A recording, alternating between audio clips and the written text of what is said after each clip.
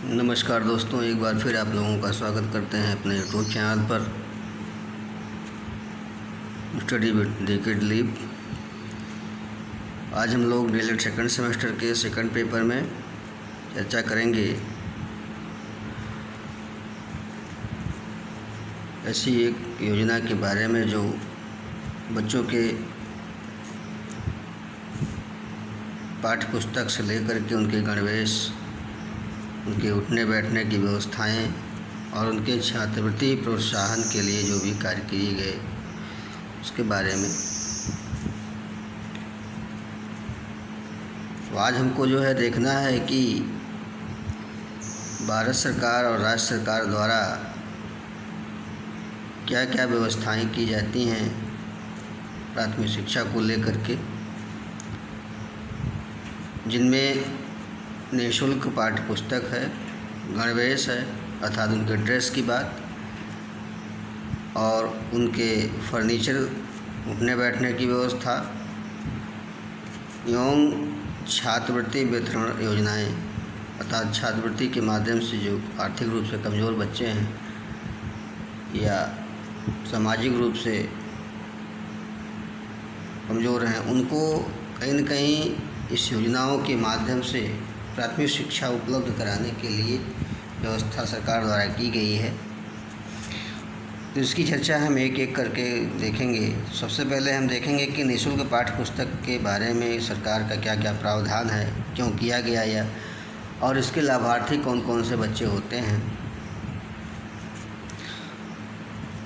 तो हम देख रहे हैं कि निःशुल्क पाठ्य पुस्तकों की व्यवस्था में जो भी बच्चे हैं सर्व शिक्षा अभियान के अंतर्गत, चाहे वह परिषदीय प्राथमिक विद्यालय के हों या उच्च प्राथमिक विद्यालयों के हों, उन्हें प्रतिवर्ष कक्षा 1 से 8 तक के समस्त बच्चों को निःशुल्क पाठ्य पुस्तकें उपलब्ध कराई जाती हैं। तो कहने का मतलब ये हुआ कि परिषदीय विद्यालयों या चाहे वह प्राथमिक का हो चाहे वह उच्च प्राथमिक का हो, जो कक्षा 1 से 8 तक की शिक्षा ग्रहण कर रहे हैं उन्हें निःशुल्क पाठ्य पुस्तकें उपलब्ध कराई जा रही हैं। इसके अलावा अगर हम देखें तो जो मदरसे हैं या राष्ट्रीय बाल श्रम परियोजना के तहत जो पढ़ने वाले बच्चे हैं उनको भी इसका लाभ दिया जा रहा है।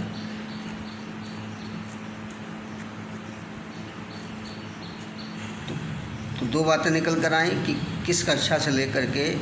इस कक्षा तक और कौन कौन से बच्चे इसमें शामिल हैं। तो कक्षा 1 से 8 तक के बच्चे शामिल हैं और सब शिक्षा अभियान के अंतर्गत परिषदीय प्राथमिक विद्यालयों और उच्च प्राथमिक विद्यालयों में। इसके अलावा जो मदरसे हैं या राष्ट्रीय बाल श्रम परियोजना है उसके अंतर्गत जो पढ़ने वाले बच्चे हैं उनको भी शिक्षा प्रदान की जा रही है। अगर हम इसके उद्देश्यों की बात करें तो निःशुल्क पाठ्य पुस्तकों को दिए जाने का जो उद्देश्य है वह है शिक्षा को व्यापक व जनग्राही बनाना, अर्थात शिक्षा का व्यापक प्रसार हो और जन जन तक वह जो है ग्रहण हो, अर्थात हर व्यक्ति को मिले। इस उद्देश्य को ध्यान में रखकर निःशुल्क पाठ्य पुस्तकों को दिया जा रहा है सरकार के द्वारा। और अगर हम इसके प्रावधानों को देखें तो इसमें और कौन कौन से प्रावधान हैं जो पुस्तकों को वितरित कराए जा रहे हैं। तो हम देख रहे हैं कि जो भी पाठ्य पुस्तकों की संख्या है उनका जो है आकलन किया जाता है। जो बीते सत्र में विद्यालयों में दिए जाते हैं उनको निश्चित करके कि कितने भी पुस्तकें आवंटित की गई हैं। उसके बाद जो है जो लाभार्थी हैं जो पुस्तकों को प्राप्त करने के योग्य हैं उनको वह सारी पुस्तकें उपलब्ध कराई जाती हैं। तो पहला जो प्रावधान देखने को मिल रहा है हमको वो है पाठ्य पुस्तकों की संख्या का आकलन बीते सत्र में विद्यालयों में अनुमानित संख्या को निश्चित करने के बाद समस्त लाभार्थियों को उपलब्ध कराई जाती है। तो जो बीते सत्र के पुस्तकों की संख्या था उसका आकलन किया जाता है और उसके अनुपात में उसके अनुमान को देख करके निश्चित कर लिया जाता है कि इतने विद्यालयों में या इतने छात्रों को जो है पुस्तकों को उपलब्ध कराना है। दूसरा है सरकारी विद्यालयों में कक्षा 1 व 2 में पढ़ने वाले छात्रों को हिंदी तथा गणित की कार्य पुस्तिका निःशुल्क दी जाती है, अर्थात जो कार्य पुस्तिका है वह भी प्रदान की जाती है सरकारी विद्यालयों में। और जो कक्षा 1-2 के बच्चे हैं उन्हें हिंदी गणित की कार्यपुस्तिका और इसके अलावा कक्षा 3 व 5 में गणित अंग्रेजी की कार्यपुस्तिका प्रदान की जाती है। तो कक्षा 3-5 में गणित अंग्रेजी और कक्षा 1-2 में हिंदी गणित की कार्यपुस्तिकाएँ निःशुल्क इनको प्रदान की जाती हैं। इसके अलावा डाइट को भी 10 सेट समस्त पुस्तकों का उपलब्ध कराया जाता है, ताकि जब ओरिएंटेशन प्रोग्राम होते हैं, ट्रेनिंग प्रोग्राम के कराए जाते हैं शिक्षकों का, तो उस समय इसको प्रस्तुत करने में आसानी रहती है, या उसको जब रिप्रेजेंट करना होता है, उनको ट्रेनिंग कराना होता है, तो इस सेटों के माध्यम से डाइट जो है उनको इन सारी बातों का जो है अवलोकन करवाता है। अर्थात 2-3 बातें निकल कर आई इसके प्रावधान में कि पिछले वर्ष के पुस्तकों की संख्या का आकलन करने के बाद जो है समस्त लाभार्थियों को पुस्तकें उपलब्ध कराई जाती हैं। दूसरी बात, कक्षा 1 व 2 और 3-5 में बच्चों को निःशुल्क कार्य पुस्तिकाएँ दी जाती हैं, जिनमें हिंदी गणित और गणित अंग्रेजी की होती है, और डाइट को भी 10 सेट उपलब्ध कराए जाते हैं। तो ये रहा इनका प्रावधान की बात। अगर हम इसके वित्तीय प्रबंधन को देखें तो वित्तीय प्रबंधन में जो SC/ST के बच्चे हैं और इसके अलावा जो सभी वर्ग के बालिकाएं हैं, इनको पाठ्यपुस्तकों की व्यवस्था जो है सर्व शिक्षा अभियान के अंतर्गत की जाती है। अर्थात जो अनुसूचित जात और अनुसूचित जनजाति के बालक हैं और इसके अलावा सभी वर्ग के बालिकाओं के लिए भी सर्व शिक्षा अभियान के अंतर्गत इसकी व्यवस्था की जाती है। इसके जो शेष जो छात्र बच रहे हैं, अर्थात अल्पसंख्यक वर्ग है या पिछड़ा वर्ग है या सामान्य वर्ग है, इनके पाठ्यपुस्तकों की व्यवस्था राज्य सरकार द्वारा किया जाता है। इसके अलावा अगर हम बेसिक शिक्षा निदेशालय की बात करें तो जहाँ पर एक उसके अंतर्गत राज्य पाठ्यपुस्तक कार्यालय होता है, यह जो है इन पाठ्यपुस्तकों का समय से वितरण करवाने के लिए भी जिम्मेदार होता है। बेसिक शिक्षा निदेशालय या बेसिक शिक्षा विभाग में ही एक राज्य पाठ्यपुस्तक कार्यालय होता है जो पाठ्यपुस्तकों का निर्धारण करता है, उनका वितरण करवाता है, उनका देखरेख करता है। तो ये रहा इनका वित्तीय प्रबंधन कि सर्व शिक्षा अभियान के अंतर्गत अनुसूचित जाति अनुसूचित जनजाति के बालकों के लिए और सभी वर्ग की बालिकाओं के लिए पाठ्यपुस्तकों की व्यवस्था करना, शेष छात्रों के लिए जो अन्य छात्र बच रहे हैं उनके लिए राज्य सरकार की व्यवस्था या राज्य सरकार के द्वारा व्यवस्था की जाती है, और राज्य पाठ्यपुस्तक कार्यालय के द्वारा जो है इस पुस्तकों का समय से वितरण करने का जिम्मेदारी दी जाती है। इसके बाद अगर हम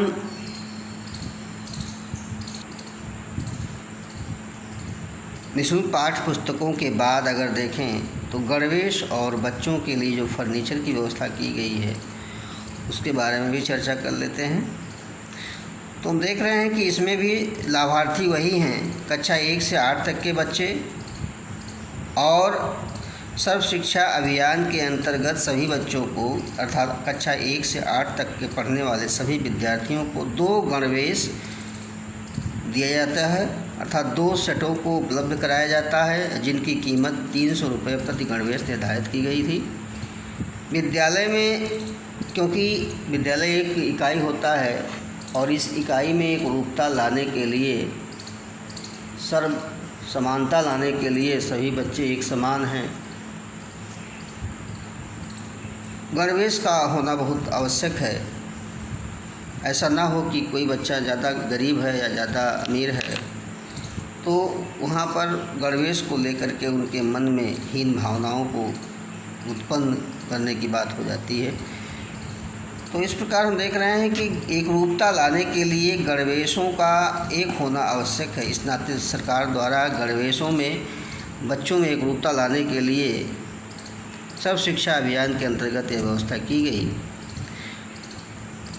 इसके अलावा अगर हम मानक आपूर्ति की बात करें कि कौन आपूर्ति करवाता है या कौन इसकी व्यवस्था करता है, तो हम देख रहे हैं कि शिक्षा सचिव अभी हाल वर्तमान में रेणुका कुमार ने एक नई पायलट परियोजना नाम का जो है शुरुआत किया था, जिनमें बच्चों के गणवेश के लिए खादी उद्योग या खादी ग्रामीण विकास विभाग द्वारा कुछ चुनिंदा जिलों को, कुछ चुने हुए जिलों को, जिनमें 4 ज़िले हैं, लखनऊ, बहराइच, सीतापुर, मिर्ज़ापुर, ये 4 ज़िले ऐसे हैं जहां पर खादी उद्योग के द्वारा गणवेश को उपलब्ध कराया जाता है, ड्रेस को उपलब्ध कराया जाता है और इसके लिए मानकों का जो निर्माण करता, जो नाम्स बनाते हैं कि कौन कौन सा कलर रहेगा,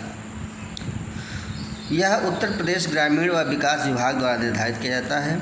जिसमें बालकों के गणवेश का रंग जो है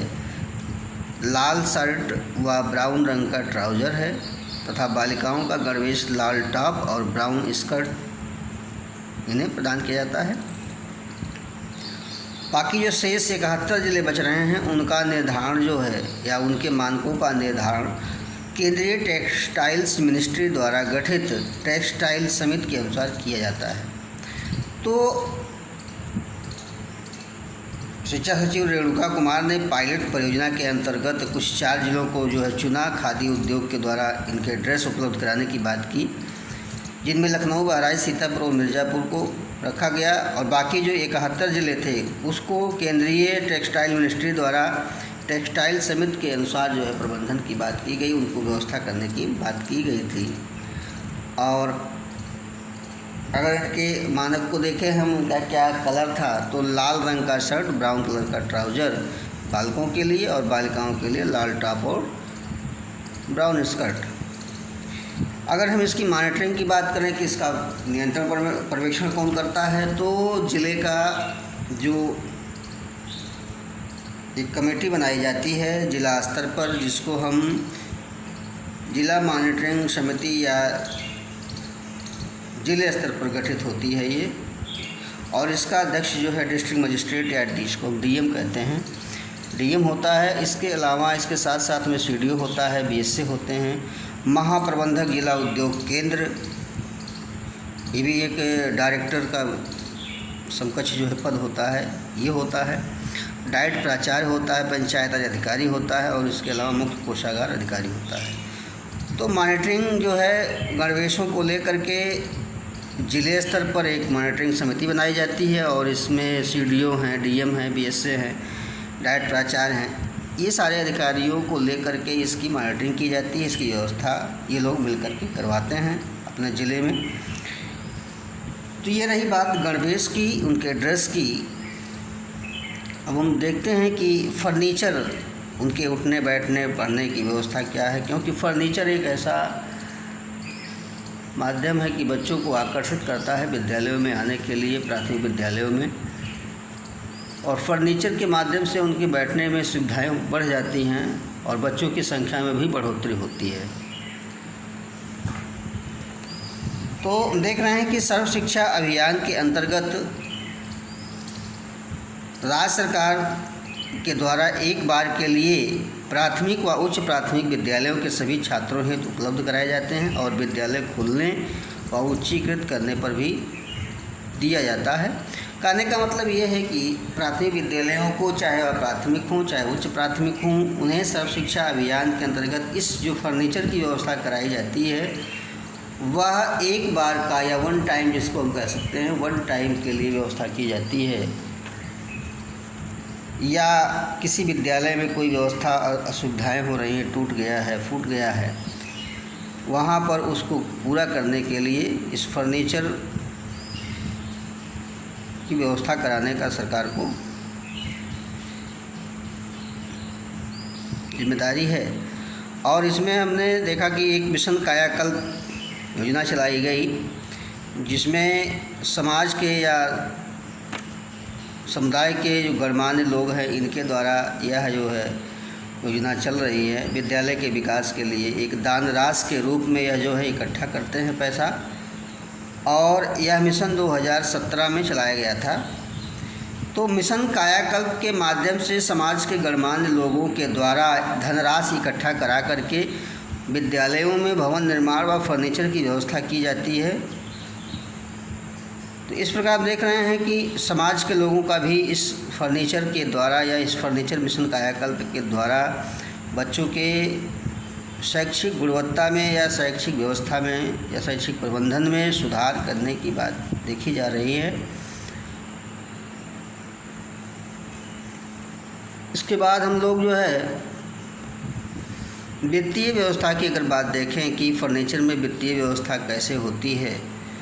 तो हम देख रहे हैं कि प्राथमिक स्तर पर कक्षा 1 से 3 तक के छात्रों हेतु चौकी की व्यवस्था की जा रही है। उस पर लिखना, पढ़ना, बैठना, ये प्राथमिक स्तर पर कक्षा 1 से 3 के बच्चों के लिए, और कक्षा 4-5 के छात्रों के लिए टाट पट्टे की व्यवस्था है। और उच्च प्राथमिक स्तर पर सभी छात्रों हेतु बेंच डेस्क के लिए विद्यालयों को 1,27,400 प्रति विद्यालय जो है पैसे उपलब्ध कराए जाते हैं, और प्राथमिक के लिए 9,500 रुपये जो है उपलब्ध कराए जाते हैं। इसके अलावा अगर हम टूट फूट, रंगाई पुताई या अन्य व्यवस्था के लिए देखें तो 5,000 प्राथमिक स्तर पर और 7,000 उच्च प्राथमिक स्तर पर वित्तीय अनुदान जो है सरकार द्वारा दिए जाते हैं। तो हम देख रहे हैं कि कक्षा 1 से 3 तक चौकी की व्यवस्था, 4 से 5 तक टाट पट्टे की व्यवस्था और उच्च प्राथमिक स्तर पर बेंच डेस्क की व्यवस्था सरकार द्वारा की गई है। और अगर वित्त की बात करें तो 1,27,400 उच्च प्राथमिक विद्यालयों के लिए और 9,500 प्राथमिक विद्यालयों के लिए अनुदान दिए जाते हैं। इसके अलावा रंगाई पुताई अगर कोई कराना है, एक एक्स्ट्रा वर्क जो कुछ समय के बाद कराया जाता है, उसमें 5 और 7,000 रुपये निर्धारित किए गए हैं। इसके बाद हम लोग चर्चा करेंगे छात्रवृत्ति वितरण योजना, या जो समाज के ऐसे वर्ग हैं जो आर्थिक तंगी को लेकर के शिक्षा ग्रहण नहीं कर पा रहे हैं, या ऐसे बच्चे जिनको पढ़ाई में धन की समस्या है, उनको इस क्षेत्र में लाने के लिए इस योजना को शुरू किया गया। तो सबसे पहले हम देखते हैं कि एसएससी के अंतर्गत जो है या सर्व शिक्षा अभियान के अंतर्गत वर्तमान में कक्षा 1 से 8 तक के बच्चों को छात्रवृत्ति समाप्त कर दी गई है। लेकिन इसके पहले समाज कल्याण विभाग द्वारा अनुसूचित जात, अनुसूचित जनजात, सामान्य के छात्रों को, विकलांग विभाग द्वारा विकलांगों को, अल्पसंख्यक विभाग द्वारा अल्पसंख्यकों को, पिछड़ा वर्ग आयोग द्वारा पिछड़ों को छात्रवृत्ति प्रदान की जा रही है। अर्थात कहने का मतलब यह है कि छात्रवृत्ति वितरण योजना में एसएससी के अंतर्गत कोई भी छात्रवृत्ति नहीं दी जा रही है, लेकिन समाज कल्याण विभाग द्वारा एससी, एसटी, जनरल के छात्रों को और विकलांग विभाग द्वारा विकलांगों को, अल्पसंख्यक विभाग द्वारा अल्पसंख्यकों को, पिछड़ा वर्ग द्वारा जो है पिछड़ों को छात्रवृत्तियाँ मिल रही हैं। और छात्रवृत्ति की राशि जो है प्राथमिक स्तर पर 300 रुपये और उच्च प्राथमिक स्तर पर 480 रुपये की व्यवस्था देखने को मिल रही है। तो ये इनके छात्रवृत्ति का वितरण है जो 380 और 480 रुपये देने की बात सरकार द्वारा की गई है। अब अगर हम छात्रवृत्ति में देखें कि कैसे इसकी व्यवस्था, कैसे प्रावधान होता है, तो जो बच्चे ऐसे हैं जो आर्थिक दृष्टि से कमज़ोर हैं, उनका जो है आर्थिकता को लेकर के या धन को लेकर के पढ़ाई बाधित हो रही है, ऐसे बच्चों को छात्रवृत्ति सीधे जो है राष्ट्रीयकृत बैंक में स्थानांतरित किया जाता है। जो बच्चे 10 वर्ष तक के हैं, ऐसे बच्चों का खाता उनके अभिभावकों के संरक्षण में खोला जाता है और यह बैलेंस जो है शून्य बैलेंस पर खुलता है खाता। तो कहने का मतलब यह है कि 10 वर्ष से कम आयु के बच्चों का खाता जो है उनके अभिभावकों के संरक्षण में खुलता है शून्य बैलेंस पर, और इसके लिए एक स्वीकृति समिति होती है ग्रामीण स्तर पर, और यह कक्षा 1 से 10 तक के बच्चों को ग्रामीण क्षेत्रों में इस स्वीकृति समिति के माध्यम से, जिनमें तमाम लोगों का जो है भागीदारी होती है, जिनमें ग्राम प्रधान अध्यक्ष के रूप में होता है ग्राम पंचायत के SC/ST के सदस्य व सामान्य वर्ग का वरिष्ठतम एक सदस्य होता है। संबंधित विद्यालय का प्रधानाध्यापक सदस्य व संयोजक होता है। संबंधित विद्यालय के अनुसूचित जाति, अनुसूचित जनजाति, सामान्य जाति का एक वरिष्ठतम अध्यापक सदस्य होता है। तो कहने का मतलब ये है कि ग्राम प्रधान अध्यक्ष और ग्राम पंचायत के अनुसूचित जाति, अनुसूचित जनजाति के सदस्य, सामान्य वर्ग का वरिष्ठतम सदस्य,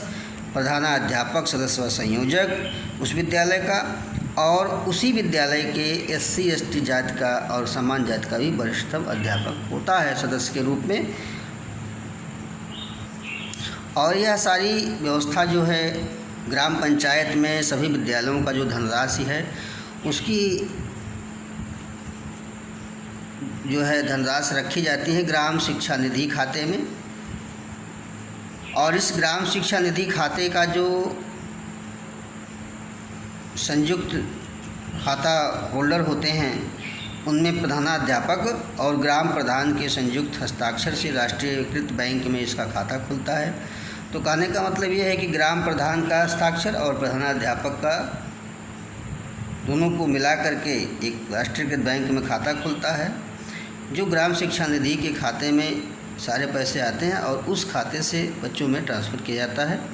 इसके अलावा अगर हम शहरी क्षेत्रों में देखें तो कक्षा 1 से 10 तक छात्रवृत्ति की स्वीकृति व वितरण के लिए निम्न प्रक्रिया अपनाई जाती है। जैसे ग्रामीण क्षेत्रों में अपनाया गया एक स्वीकृति समिति के द्वारा, ऐसे ही नगरों में भी एक स्वीकृति समिति होती है। इसके आधार पर इनके खातों को जो है बनाया जाता है। तो जिनमें विद्यालय का जो प्रधानाध्यापक है वह अध्यक्ष होता है, वहाँ पर ग्राम प्रधान अध्यक्ष हुआ था। इसके अलावा नगर पंचायत, नगर पालिका, नगर निगम, वार्ड के जो निर्वाचित सभासद सदस्य हैं वो सदस्य होते हैं।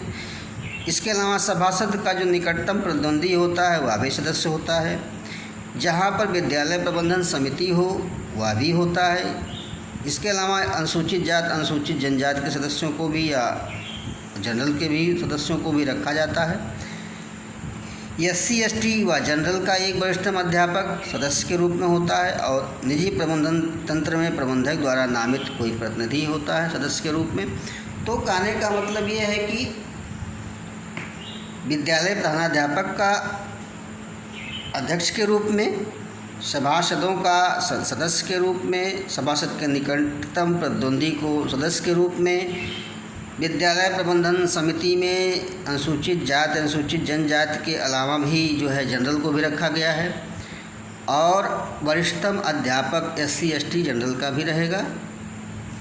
और निजी क्षेत्र के अगर प्रबंधन तंत्र की बात हो रही है, अगर उसमें भी कोई निजी प्रबंधन तंत्र का विद्यालय है तो उसमें भी एक सदस्य रखा जाता है।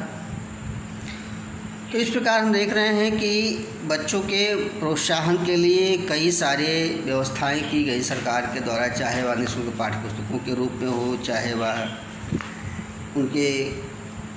बैठने उठने की व्यवस्था को लेकर के हो, उनके ड्रेस कोड को लेकर के हो। तो ये सारी व्यवस्थाएं जो है उनके प्राथमिक शिक्षा और उच्च प्राथमिक शिक्षा को दिलाने के लिए लगातार प्रयास किए जा रहे हैं,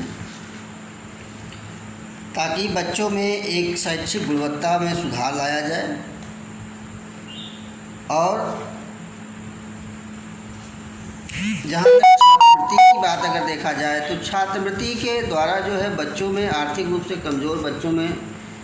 उन्हें शैक्षिक गुणवत्ता में सुधार लाने के लिए सारे प्रयास किए गए। क्योंकि शिक्षा किसी भी व्यक्ति अथवा समाज के उन्नति में विशेष रूप से सहायक है, और शिक्षा के माध्यम से ही समाज को एक सशक्त समाज या सशक्त देश के रूप में जो है खड़ा किया जा सकता है। इसके बाद हम लोग जो है चर्चा करेंगे अगले वीडियो में अगले टॉपिक का। तब तक के लिए धन्यवाद।